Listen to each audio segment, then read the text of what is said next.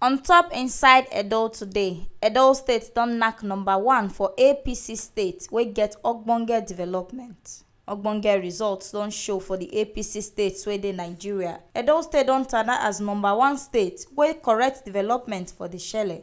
All dis one dey happen sake of the initiatives and programs wey Edo Wake and Seek Governor Godwin Obaseki dey do for Edo, and Edo get dis position for Progressive Governors Forum when dem dey do review. Dis ogbonge achievement wey Progressive Governors Forum do, wey dem give name as Tracking Development Initiatives in APC States. For report wey Director General of Progressive Governors Forum, Saliu Lukman sign, him tok say dis edition don see better development waka from the forum states for 2019, and say for Edo State, the ideas and programs wey dem get increase as e reach for 8 sectors for infrastructure, economy, agriculture, environment, sports and capacity building.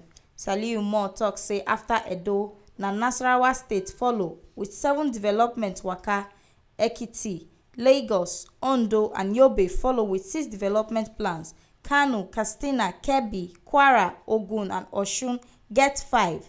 Borno, Gombe, Kaduna and Niger get 3. Kogi get 2 and Jigawa and Plateau get 1.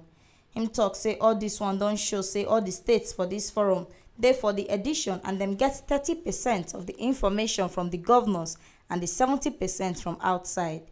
And dem dey work to see say dem engage state officials so they get informate directly, as secretariat dey use all their channels to dey carry dis informate waka far. Na so we see dis ogbonge update reach on top wetin shele for inside Edo today. Ontop say Edo State don knack #1 for APC state wey get ogbonge development. Make una no forget say dis ogbonge update wey una dey hear so na T-Live Media na im carry am come give una. And to dey get more of dis ogbonge tori, make una subscribe to our YouTube channel on top T-Live Media TV. Make una comment and like all our videos. Make una still follow us for Facebook on top T-Live Media. And una fit still log on to www.tlivemedia.com to dey get more ogbonge tori.